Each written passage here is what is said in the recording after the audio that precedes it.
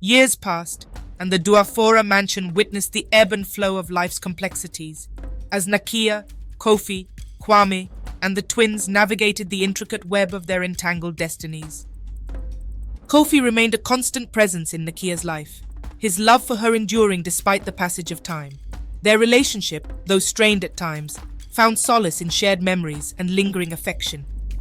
As the gentle breeze rustled through the leaves of the garden, Nakia and Kofi found themselves seated on a weathered bench, their eyes fixed on the twins as they played amidst the vibrant blooms.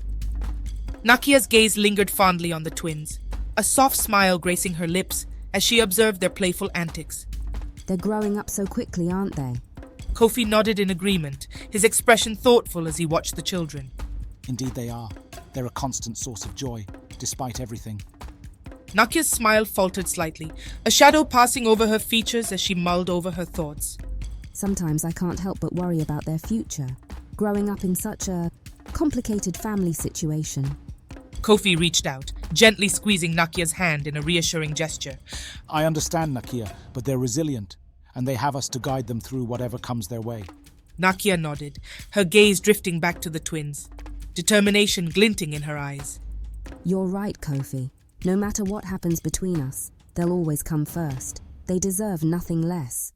As Nakia spoke, Kofi couldn't help but feel a pang of longing deep within his heart. Despite the shift in their relationship to prioritize their children, his love for Nakia still burned brightly, a secret flame that he carried silently within him. Nakia, do you ever regret the choices we made? Sometimes, but Kwame and I have built a life together, and the twins, they're everything to me. I understand, but know that my love for you will never waver, no matter what. Kofi, Nakia, and Kwame found themselves united in a shared commitment to providing a nurturing environment for their children. Despite the complexities of their past, they had set aside their differences and joined forces in the noble endeavor of parenthood. The three set aside their personal grievances, choosing instead to focus on the well-being and happiness of their children. They worked together seamlessly, drawing upon each other's strengths and supporting one another through the inevitable ups and downs of life. Their children thrived in this environment of unconditional love and acceptance, blossoming into confident and compassionate individuals. And as they grew, they bore witness to the remarkable resilience of their parents, a testament to the enduring power of family and forgiveness. As Anaya and Liam matured, they grew increasingly aware of the complex dynamics within their family. They noticed the subtle connections and entanglements between their parents, although they brushed off any inquiries. Despite their parents' attempts to downplay the situation, the twins couldn't shake the feeling that there was more beneath the surface of their family's relationships. That evening, the Duafora family gathered for family dinner. Around the table, Nakia, Kofi, and Kwame sat side by side, their children nestled between them, laughter and chatter filling the air. As they shared stories of their day and passed dishes of delicious food, the atmosphere was one of familial love and unity. Kwame's mother and siblings joined them, as well as Nakia's parents, adding to the joyous occasion. But amidst the laughter and camaraderie, a tension simmered beneath the surface, waiting to boil over. As the meal progressed, Kwame's mother's demeanor grew increasingly tense, her eyes flickering with barely concealed agitation. And then, as if unable to contain her simmering anger any longer, she abruptly pushed her plate away and turned her gaze to Nakia. Nakia, how could you do this to our family, bringing shame upon us with your scandalous behavior? The room fell silent, the air heavy with tension, as everyone turned to look at Nakia, their expressions a mix of concern and curiosity. Nakia's heart clenched with pain at Kwame's mother's words, the weight of her accusation striking deep into her soul. But she refused to back down, meeting her mother-in-law's gaze with a steely resolve. Mother, I understand your concerns, but my children are not a source of shame. They are a blessing, and I will not apologize for loving them. Kofi and Kwame exchanged a knowing glance, their support evident in the solidarity of their presence beside Nakia. We are a family, Mother, and we will stand together, no matter what challenges come our way. Kwame's mother's face contorted with anger, her hands trembling with fury as she struggled to contain her emotions. You may see it that way, but the rest of the world sees nothing but disgrace. You have tarnished our family name with your reckless actions, and I will not stand idly by and watch as you destroy everything we've worked for. Nakia's heart ached with the sting of her mother-in-law's words, but she refused to waver in her convictions. With a sense of determination burning in her chest, she rose to her feet, her gaze unwavering as she addressed her mother-in-law. I may have made mistakes, Mother, but I refuse to let them define me. My children are my greatest treasure, and I will do whatever it takes to protect them, even if it means standing up to you. Kwame in a calm voice addressed his mother. Mother, I sense your disapproval, but I will not tolerate any disrespect towards Nakia. His mother's eyes widened in surprise, her features contorting with indignation. Disrespect? I am simply speaking the truth. Nakia's actions have brought shame upon this family, and I will not stand idly by and watch as... No, Mother. You will listen. Nakia is my wife, and she deserves your respect. She has been nothing but dedicated and loving towards our family, and I will not tolerate any criticism of her. Silence descended upon the table, the weight of Kwame's words hanging heavy in the air. As the tension mounted during the heated exchange between Kwame and his mother, Nakia's mother, sensing the discomfort, intervened with a gentle yet firm tone. Children, why don't you go to your room and play for a little while? We'll call you when it's time for dessert. The twins, sensing the somber atmosphere, exchanged uncertain glances before nodding obediently. With a quiet murmur of, "Yes, Grandma," they rose from their seats and made their way out of the dining room. As the twins obediently left the dining room, the atmosphere grew tense with the weight of unspoken grievances. Nakia's parents, seated at the table, exchanged a knowing glance. Firmly with authority, Nakia's father spoke up. Enough. We will not tolerate any further disrespect towards our daughter. His words cut through the tension like a knife, commanding attention and demanding acknowledgement. Nakia's mother nodded in agreement, her gaze unwavering as she spoke. Nakia is our daughter, and she deserves to be treated with the utmost respect. We will not stand idly by and allow her to be belittled or criticized. Kwame's mother bristled at their words, her expression a mixture of defiance and indignation. Your daughter's actions have brought shame upon our family, and if Our daughter has done nothing but love and care for her family. If anyone is to blame for this discord, it is those who refuse to see the goodness in her heart. The room fell silent, the weight of Nakia's parents' fierce defense hanging heavy in the air. As the tension in the dining room reached its peak, Kwame's siblings exchanged uneasy glances, their discomfort evident in the furrowed brows and clenched jaws. Sensing the need to intervene, Kwame's older sister Nyla cleared her throat, her voice firm with resolve. Mother, I think it's best if you leave. Your behavior is out of line and it's not fair to Nakia or the rest of us. Kwame's mother recoiled as if struck, her cheeks flushing with embarrassment and indignation. but No, Mother, you've said quite enough. With a disgruntled huff, Kwame's mother rose from her seat, her movements stiff with wounded pride. Without a word, she stormed out of the room, the sound of her retreating footsteps echoing through the tense silence that followed. Once she was gone, Kwame's siblings exchanged apologetic glances with Nakia and her parents, their expressions reflecting a mixture of regret and embarrassment. I'm so sorry, Nakia. That was completely uncalled for. Nyla nodding in agreement. Yes, we apologize for our mother's behavior. Please know that it doesn't reflect our feelings towards you or our appreciation for everything you've done for our family. Nakia's parents nodded in understanding, their expressions softened by the sincerity of Kwame and his siblings' apologies. Thank you, Kwame and Nyla. We understand. Family can be complicated, but what's important is that we work through these challenges together. Indeed. Let us put this behind us and enjoy the rest of the evening together. With a shared sense of relief, the tension in the room began to dissipate, replaced by an atmosphere of forgiveness and understanding. In the darkness of the night, Kwame's mother, consumed by pride and resentment, sought the counsel of the village elder, driven by a desperate desire to rid the family of the perceived stain upon their honor. Together they concocted a plan to harm Nakia's and Kofi's daughter, Anaya, through dark magic, hoping to erase the shame that had tarnished their name. But fate, as fickle as the winds that swept across the savannah, had other plans.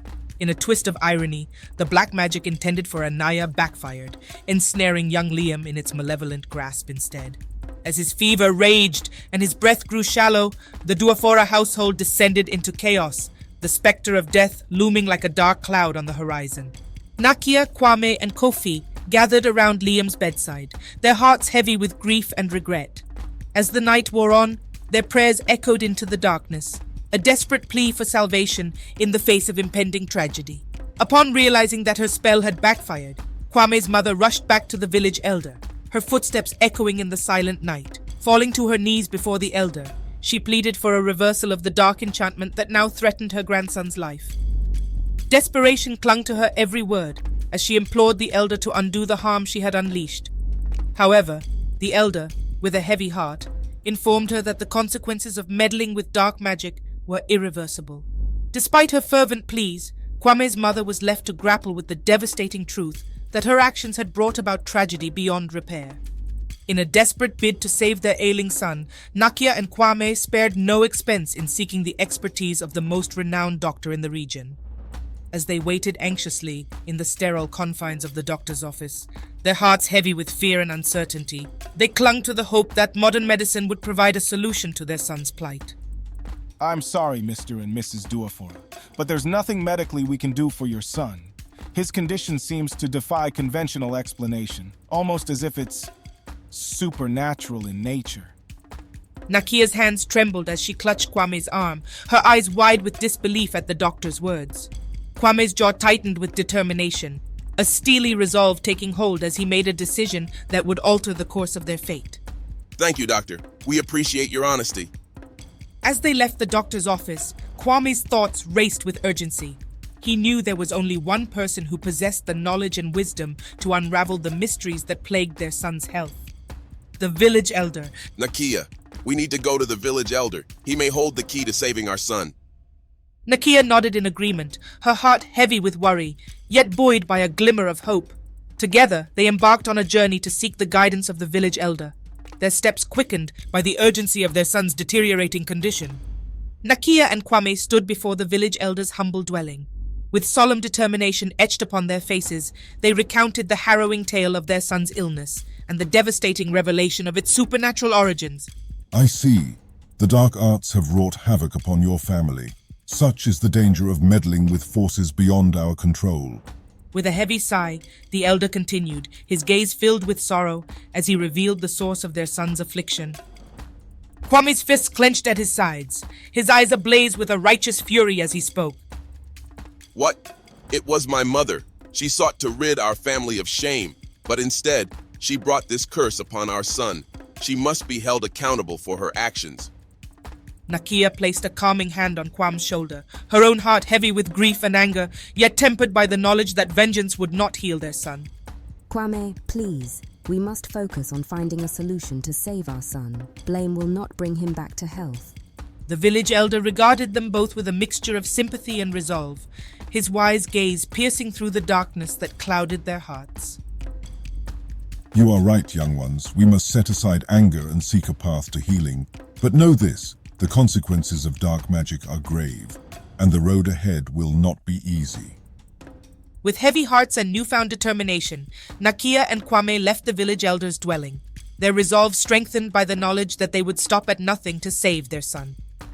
As Nakia and Kwame made their way back home, the weight of their son's illness hung heavy upon their shoulders. Despite the turmoil swirling within them, Nakia's upbringing instilled in her a deep faith in the power of prayer. Upon their return, Nakia sought solace in the familiar embrace of her parents' home. Surrounded by the warmth of family, she found the strength to share her burden with her parents. Mama, Papa, our son, he's gravely ill. The doctors couldn't help him. But I believe that with prayer, anything is possible. Her parents listened intently, their hearts aching for their grandson. Knowing the depth of Nakia's faith, they nodded in agreement, offering their unwavering support in her time of need. With a determined resolve, Nakia embarked on a spiritual journey, beginning a novena, a 9-day prayer, dedicated to seeking divine intervention for her son's healing.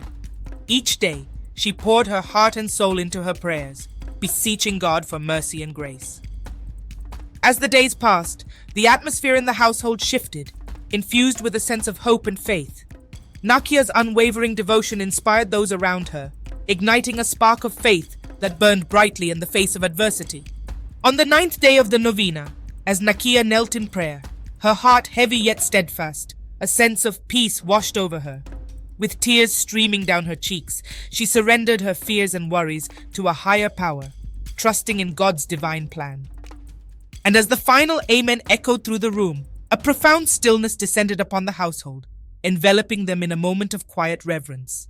In that sacred space, Nakia's faith remained unshaken, her heart filled with a glimmer of hope that whispered of miracles yet to come. As the days stretched into weeks, Nakia's unwavering devotion to prayer remained steadfast, a beacon of hope in the darkness that enveloped their household. With each passing day, her prayers became a lifeline, weaving a tapestry of faith and perseverance that bound their family together. Nakia never faltered in her prayers. Her fervent supplications echoed through the halls of their home, a symphony of faith that rose to the heavens with each whispered plea. And then, on the cusp of the third week, a miracle unfolded before their eyes. Slowly but surely, Liam's condition began to ameliorate, his once frail form gaining strength with each passing day. The light of hope flickered to life in Nakia's eyes, a testament to the power of unwavering faith. On the final day of the third week, as the sun dipped below the horizon, a hushed sense of anticipation filled the air. Gathered together in Liam's room, Nakia, Kwame, Kofi, Anaya, and Nakia's parents stood united in prayer, their hearts lifted in gratitude for the miracle that had unfolded before them. With tears of joy streaming down her cheeks, Nakia raised her voice in a chorus of thanksgiving, her soul overflowing with reverence and awe. And as her prayers reached their crescendo, a sense of peace descended upon the room, wrapping them in a blanket of divine grace. In that sacred moment, surrounded by the ones they loved most, Nakia and her family celebrated the miracle that had transformed their lives. With hearts full of gratitude, they bowed their heads in worship, their voices rising in unison to praise the God who had answered their prayers. As news of Liam's miraculous recovery spread throughout the village, Kwame's mother, filled with a mix of relief and remorse, made her way to the Duafora mansion to offer her congratulations and seek reconciliation with her family. However, upon arriving at the doorstep, she was met not with the warm embrace she had hoped for, but with a wall of unyielding fury. Mother, what are you doing here? Kwame's voice was laced with anger, his heart still raw with the pain of betrayal and deceit. Kwame, I heard about Liam's recovery and I wanted to... You wanted what? To play the doting grandmother after what you did? After you almost cost us our son's life? His words hung heavy in the air, a stark reminder of the wounds that still festered beneath the surface. Kwame, please. I know I made a grave mistake, but... Kwame's voice rising with anger. No, Mother. There are no excuses for what you did. You put your own selfish desires above the well-being of your family. You betrayed our trust, and I will not forgive you for that. Tears welled in Kwame's mother's eyes as the weight of her actions bore down upon her with crushing force. She had hoped for forgiveness and reconciliation, but instead, she was met with the harsh reality of her son's anger and disappointment. Leave, Mother, and don't ever come back. You are not welcome in this house, and you are not welcome near my children. With a heavy heart and tear-stained cheeks, Kwam's mother turned and left, her spirit shattered by the weight of her son's condemnation. And as she walked away, she knew that the road to redemption would be long and arduous, but she was determined to earn back the trust and forgiveness she had so recklessly squandered. As the tumultuous events of the past days began to settle, Nakia found herself alone in the quiet solitude of her home. The echoes of Kwame's confrontation with his mother still lingered in the air, a stark reminder of the turmoil that had threatened to tear their family apart. Seated by the window, bathed in the soft glow of the setting sun, Nakia's heart weighed heavy with the weight of her choices. She couldn't shake the haunting realization that her entanglement with Kofi and Kwame had nearly cost her the most precious thing in her life, her son. With a heavy sigh, Nakia closed her eyes and allowed herself to confront the truth she had been avoiding for so long. She had been torn between two men, caught in a web of love, loyalty, and obligation. But now, faced with the stark reality of almost losing her son, she knew that she could no longer continue down this path of uncertainty and indecision. In that moment of clarity, Nakia made a decision that would alter the course of her life and the lives of those she loved. Thank you for watching. Please like, share and subscribe. This way we know you are enjoying the stories. Also click on the notification bell so you know when part 3 comes out. See you soon.